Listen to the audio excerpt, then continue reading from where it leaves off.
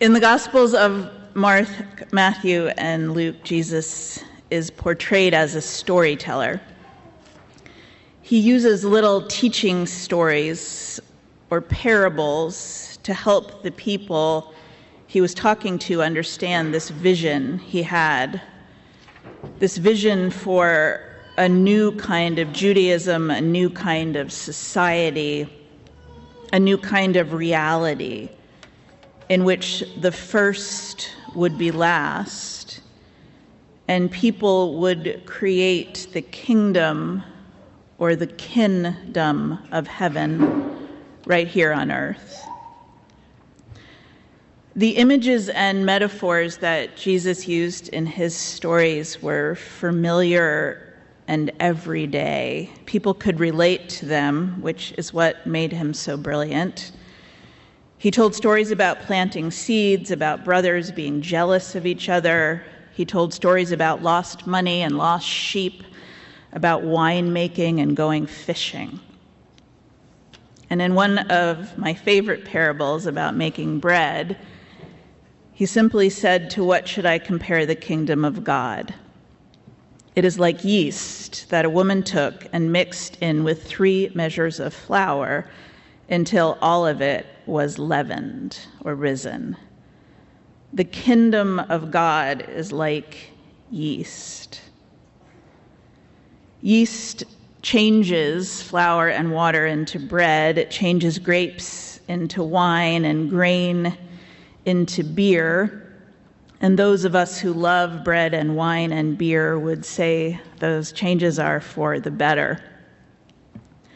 Some of you will remember that when I took my first sabbatical 18 years ago now, which is unbelievable to me, I know, I focused on 2 things during those 4 months I was away from church. I focused on a practice called contemplative prayer and on learning how to bake bread. And I had more luck with the prayer than the bread. I wanted to keep my bread baking in the spiritual realm. So I chose to use a book on bread making called the Tassajara Bread Book, written by a young student of Zen meditation while he was living and baking bread at a Zen monastery called Tassajara in California. It's a very complicated recipe. And success remained elusive, though I did move from rock-hard loaves to something slightly more edible. In the years since, Alan has taken on the bread making at our house, for which I'm very grateful. He made 2 perfect loaves just this week, using the Sullivan Street Bakery no-knead recipe, which produces incredible bread with very little work. Just patience for exact measuring and an 18-hour rise. But I didn't know about the Sullivan Street no-knead recipe 18 years ago, and maybe it hadn't been invented yet. So I spent a lot of time that first sabbatical experimenting with how long and hard to knead.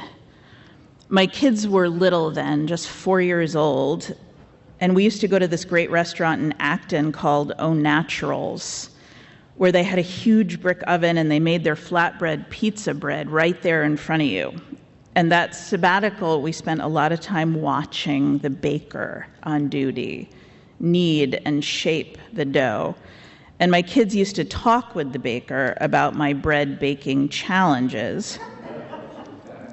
And Asa once asked the baker on duty if he could perhaps help, saying, "My mama is learning how to make bread, but it tastes like rocks." These are all direct quotes. And the baker responded, "Well, the yeast is critical." And Asa turned to me and repeated with great seriousness in his tiny piping 4-year-old voice, "Mama, the yeast is critical." I've talked to you about the work of John Paul Lederach before, but I thought it would be a good thing to revisit this Sunday. He's a mediator. He's done pioneering work in conflict transformation, and some of the most violently conflicted places on earth. At the age of 70, he's the professor of peace building at the University of Notre Dame, as well as a poet. Is that not a wonderful title, the professor of peace building? He wrote a book called The Moral Imagination, The Art and Soul of Building Peace. And in that book, he writes about this very simple but powerful idea called critical yeast, and how it is as essential to social change as yeast is to bread. And he writes, in the social sciences, the idea of critical mass is used to make sense of how new ideas come to be widely accepted by society. The point at which enough people come to believe in a change is called the point of critical mass. However, he says, creating social change isn't just about the numbers. It's also about discovering what initial small changes make those exponentially larger changes possible. What's the catalyst for change? Focusing on the quantity of people involved can distract us from the quality of change and from the sorts of spaces needed to sustain that change, which he thinks are more important. He writes, often the missing ingredient isn't critical mass at all. Rather, it is critical yeast. And the critical yeast in social change is small groups of people who have the capacity to help generate peace, compassion, and justice. People who help leaven their own communities, their neighborhoods, and their workplaces with something that allows those places to change for the better.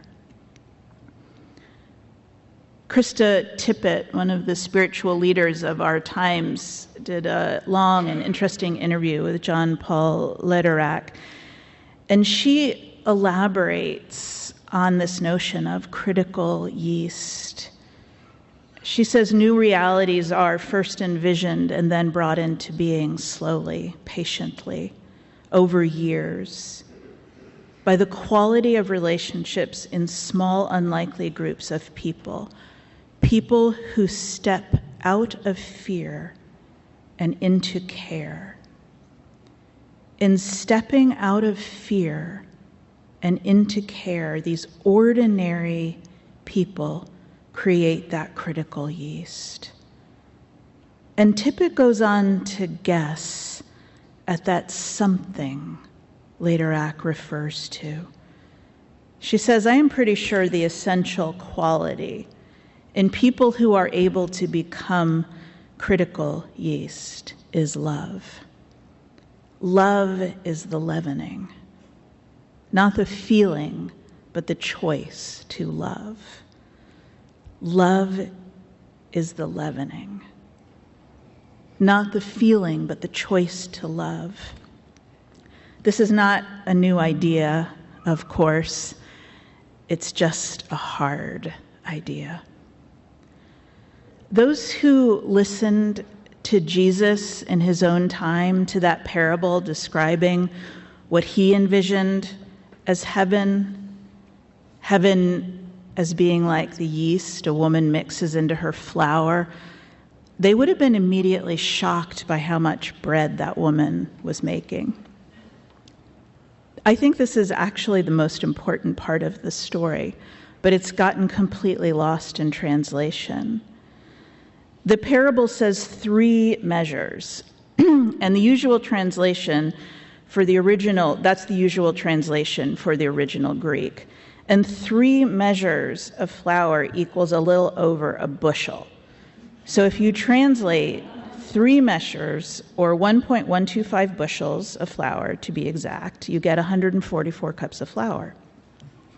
Now, the Sullivan Street no-knead bread recipe calls for 3 cups of flour to make 1 loaf of bread.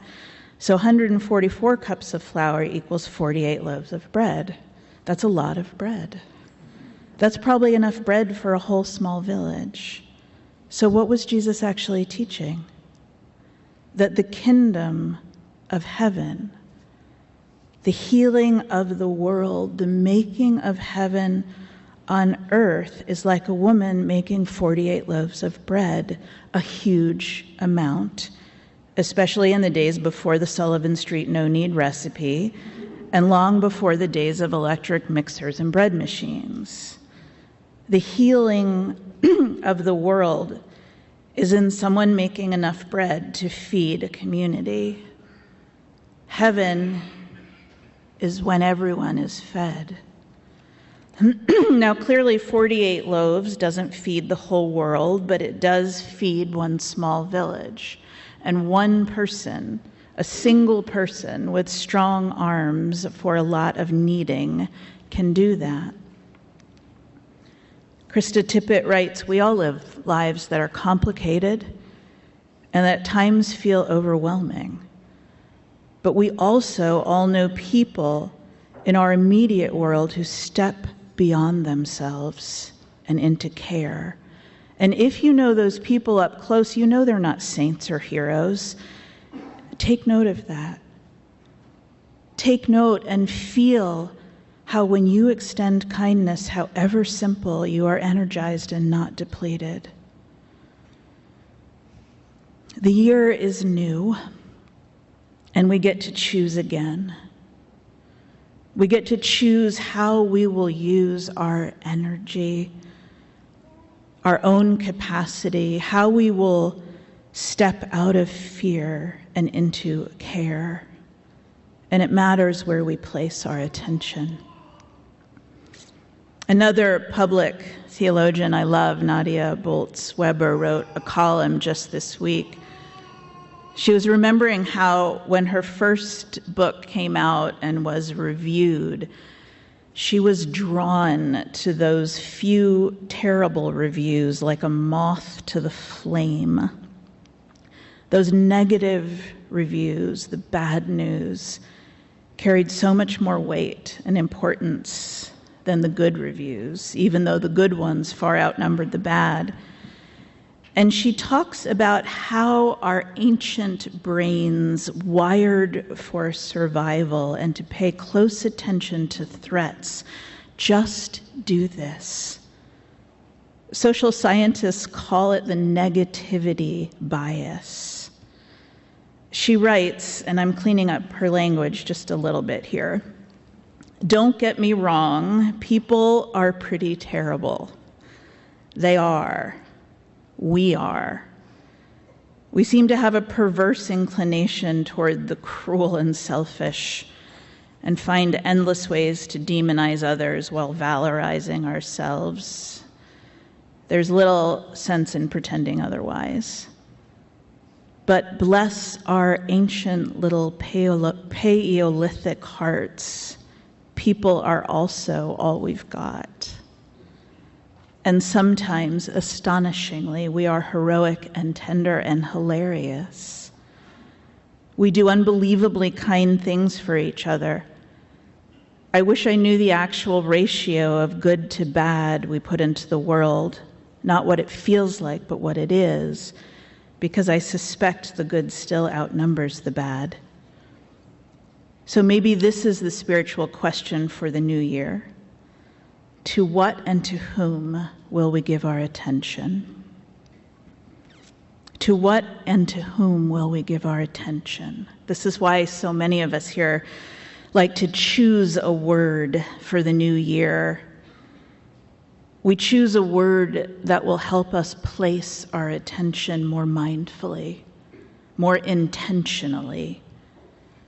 We choose a word we want to look for, a word we want to notice, a word we want to invite more of into our lives in the year ahead. So if you know your word already, send it to the office, or you can find Cindy D at Coffee Hour and she'll add it to the list for 2026. like many of us, Nadia Bolz-Weber doesn't tend to make New Year's resolutions. But this year she came up with one.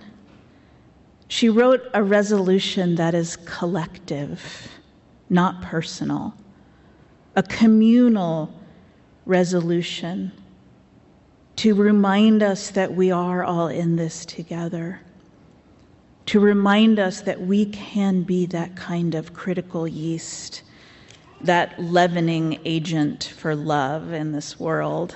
So here's her collective resolution for 2026, and see if you might want to make it yours.